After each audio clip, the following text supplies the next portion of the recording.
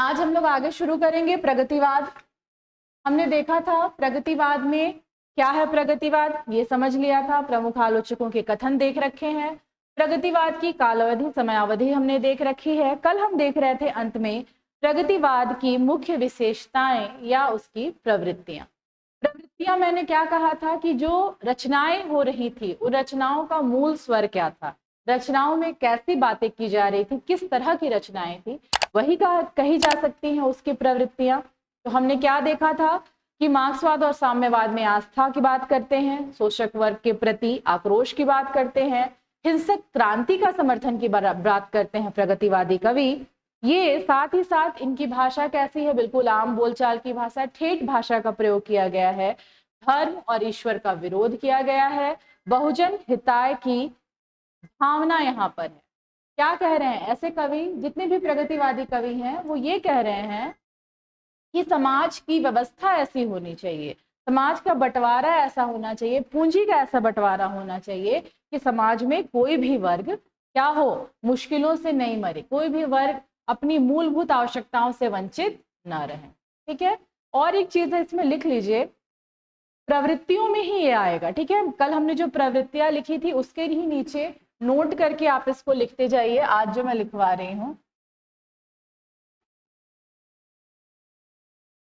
प्रवृत्तियों का ही एक प्रमुख हिस्सा ये है, प्रगतिवादी कविता की भाषा बिंब, शब्द, मुहावरे, चित्र जनजीवन के बीच के हैं। मतलब इस कविता में, प्रगतिवादी कविताओं में जितने भी शब्द आए हैं, भाषा का जैसा प्रयोग हुआ है, बिंबों का जैसा प्रयोग हुआ है, या जैसे मुहावरों का प्रयोग हुआ है, वो बिल्कुल आम जीवन शैली से लिए गए हैं। और वो कैसे हैं, वो उपदेशात्मक है, मतलब उपदेश जैसे प्रतीत होते हैं। उपदेश जैसे तो प्रतीत होंगे ही ना, आप शोषण, जो वर्ग शोषण कर रहा है, आप उनको बार बार एक बोल सकते हैं कि आप उनको वार्निंग दे रहे हैं, आप बार बार उनको समझा रहे हैं कि तुम्हारा ये शोषण करने का तरीका गलत है। ठीक है, तो ये उपदेश देना ही है। तो लिख लीजिए, प्रगतिवादी कविता की भाषा बिंब, इसको नोट करके लिखिए, प्रगतिवादी कविता की जैसी भाषा का प्रयोग हुआ है, भाषा में जैसे बिंबों का प्रयोग हुआ है, बिंब, मुहावरे एवं शैली, जिस शैली में बातें की जा रही हैं, शैली, ये आम बोलचाल की हैं। ठीक है, आम बोलचाल की हैं। मतलब यहाँ पर जो बिंबों का प्रयोग हुआ था, हमने बात की थी छायावाद की, तो छायावाद के जो बिंब थे, बिंब क्या कहते हैं, बिंब किसे कहते हैं, कल्पना। अगर हम किसी चीज की कल्पना करते हैं तो कल्पना को साकार रूप देने के लिए, मतलब कल्पना को जीवित रूप देने के लिए हम किसी न किसी दूसरे चीज की वहां पर प्रतिस्थापना कर देते हैं, वही होता है बिंब। मतलब आप किसी चीज को सजीव देखना चाहते हैं तो कोई रूप, कोई आकार दे देते हैं, भले ही वो झूठा हो, यही है बिंब। तो यहाँ पर कैसे बिंबों का प्रयोग किया गया है, जो आम जनजीवन से हो, लोक कथाओं में प्रचलित हो, गांव में प्रचलित हो। ठीक है, मुहावरे भी बिल्कुल लोगों के मुंह पर रहने वाले मुहावरों का प्रयोग हुआ है, आम काल की शैली के हैं। और ये कैसी है, ये उपदेशात्मक शैली है। कैसी शैली है, यह उपदेशात्मक शैली है। ऐसे जो प्रश्न हैं ये तार्किक प्रश्नों में आ सकते हैं, जहां पर आपको मिलान करना हो, या दिया जा सकता है कि निम्नलिखित में से ऑप्शन दिया हुआ है और आपको बताना है कि कौन सी प्रवृत्ति प्रगतिवाद की नहीं है। नहीं करके प्रश्न बहुत आ रहा है, तो दोनों पर ध्यान देना है। क्या है, कौन सी प्रवृत्ति प्रगतिवाद की नहीं है या है, तो आपको ये चीजें याद रखनी है। दूसरा, प्रगतिवाद में सामूहिकता, वर्ग संघर्ष और सर्वहारा के विजय, एकदम जरूरी शब्द है, सर्वहारा का विजय। ये शब्द आपको बहुत बार सुनने के लिए मिलेगा। आप यूजीसी नेट की परीक्षा देने जाइए, आप पीजीटी दीजिए, आप यूपी पीजीटी दीजिए, पीजीटी के जितने भी क्वेश्चंस रहते हैं, सर्वहारा ये शब्द आपको सुनने के लिए बहुत बार मिलेगा, इससे प्रश्न आते हैं। ठीक है, नागार्जुन का नाम लिया जाएगा, सर्वहारा शब्द साथ में रहेगा ही रहेगा, उनकी कविताओं में ऐसी बात की रहती है। और पूरा प्रगतिवाद जो है वो यही बात कह रहा है कि जो आम जनजीवन जो दूसरों की सेवा में अपना जीवन बिता रहा है, उसका सारी आवश्यकताओं की पूर्ति कम से कम होनी चाहिए, है ना। तो क्या है दूसरी बात यहाँ पर कही गई कि प्रगतिवाद में सामूहिकता की बात की गई, लोगों को समान अधिकार मिलना चाहिए, वर्ग संघर्ष और सर्वहारा, लिख लीजिए। प्रगतिवाद में सामूहिकता की बात की गई है ना, लोगों को दरकिनार नहीं करना है, उनको जाति के आधार पर, उनकी कमाई के आधार पर लोगों को अलग, हमें उन्हें अलग करके लेकर नहीं चलना है, हमें सभी लोगों को मिलाकर लेकर चलना है।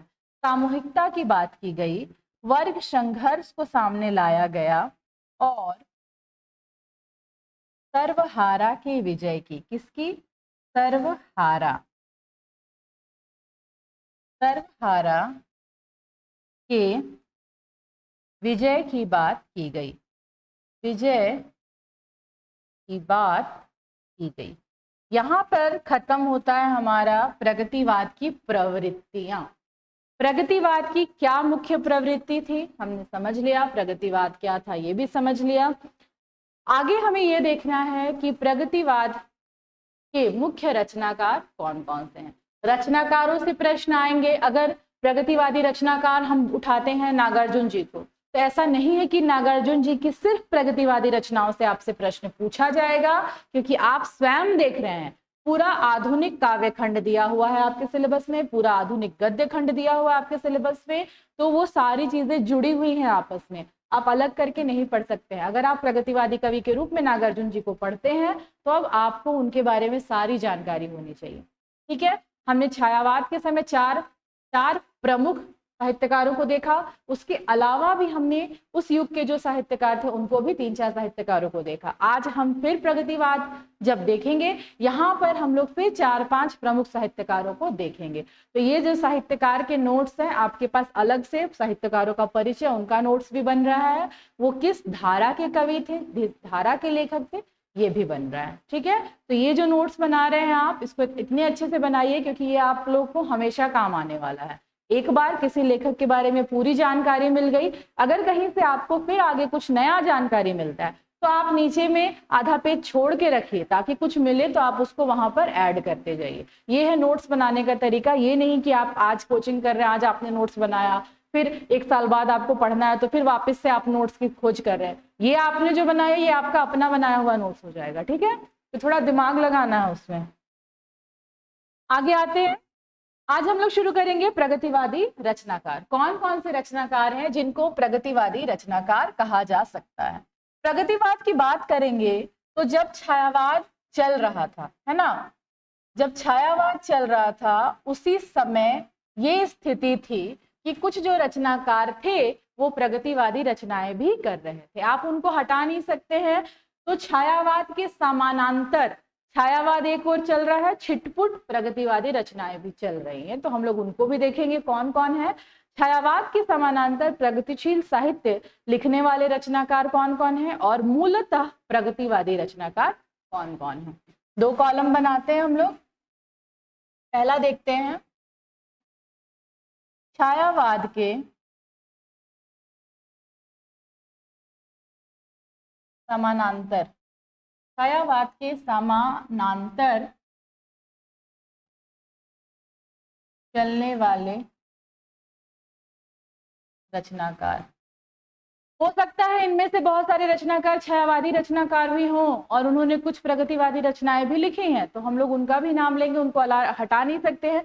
और ऐसे भी प्रगतिवाद के प्रस्तोता कहें या प्रथम प्रवर्तक कहें तो हम किसे मानते हैं, सुमित्रानंद पंत जी को मानते हैं। पंत कौन है? पंत जी एक प्रमुख छायावादी साहित्यकार है ना। तो ये तो ऐसे ही बात मिली जुली है। तो छायावाद के समानांतर प्रगतिशील साहित्य लिखने वाले रचनाकार, छायावाद के समानांतर चलने वाले रचनाकार प्रगतिशील साहित्य रचने वाले कर दीजिए इसको, चलने वाले से ज्यादा अच्छा रहेगा, रचने वाले रचनाकार। और दूसरे तरफ हो जाएंगे जो मूलतः सिर्फ ज्यादा वो जाने जाते हैं मूलतः प्रगतिशील रचनाकार, जिन्होंने वादी कविता ज्यादा लिखी है, मूलतः प्रगतिशील रचनाकार।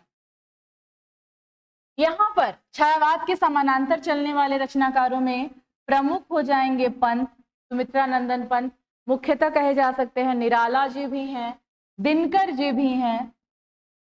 दिनकर जी को ओज और जोश का कवि कहा जाता है, राष्ट्र कवि कहा जाता है। बहुत सारी चीजें ये बार बार रिपीट करिए ताकि आप नहीं भी लिखें तो आपको याद रहे। प्रश्न आते हैं ऐसे, निम्न में से किस कवि को ये कहा जाता है, भारत का सुमेरु किसे कहा जाता है, भारत का शेक्सपियर किसे कहा जाता है। बहुत छोटे छोटे क्वेश्चंस हैं, दिमाग में लगता है कि मुझे आता है, जैसे ही आप ऑप्शन देखिएगा आप कंफ्यूज हो जाइएगा, भले ही आपने बहुत बार पढ़ा है। क्यों? क्योंकि हम लोग ऐसे छोटे क्वेश्चनों पर ध्यान नहीं देते हैं। दिनकर जी हो गए, शिवमंगल से सुमन, नरेंद्र शर्मा, भगवती चरण वर्मा, माखनलाल चतुर्वेदी और जानकी वल्लभ शास्त्री। कौन कौन है? शिवमंगल से सुमन, शिवमंगल सिंह सुमन, माखनलाल चतुर्वेदी, माखनलाल चतुर्वेदी, और इनके साथ है नरेंद्र शर्मा, नरेंद्र शर्मा, भगवती चरण वर्मा, ठीक है, और जानकी वल्लभ शास्त्री। और कौन है? जानकी वल्लभ शास्त्री, ठीक है। ये जो रचनाकार हैं ये छायावाद के समानांतर चल रहे थे, छायावादी रचनाएं भी कुछ इनके नाम पर हैं और इन्होंने प्रगतिवादी रचनाएं भी की हैं। अब आते हैं हम लोग मुख्यतः जो मूलतः प्रगतिवादी रचनाकार कहे जाएंगे। सबसे प्रमुख जिनका नाम है, कौन है सबसे प्रमुख? सबसे प्रमुख है नागार्जुन।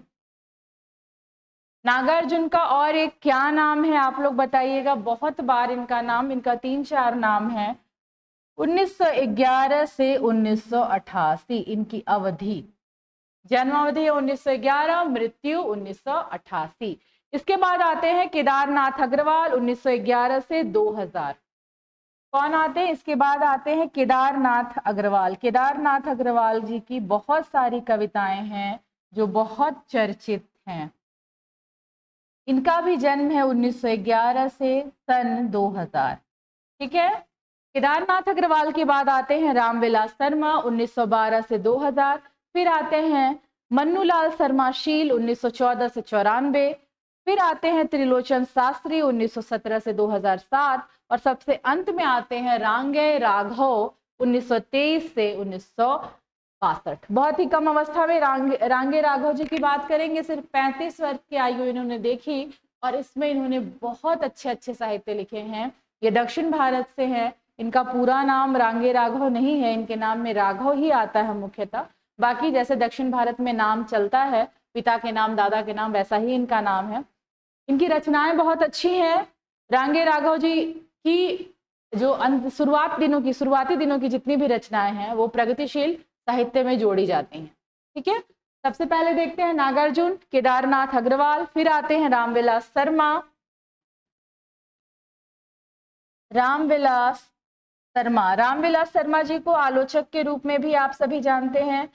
1912 से, जन्म तिथि लिख लीजिएगा, 1912 से 2000। ऐसे हम लोग अलग अलग हर साहित्यकार को पढ़ेंगे। यहाँ पर वैद्यनाथ मिश्रा जी, बिल्कुल सही श्वेता, बिल्कुल सही बता रही हैं आप। वैद्यनाथ मिश्रा भी इनका नाम है, इनका वास्तविक नाम वैद्यनाथ मिश्रा ही है।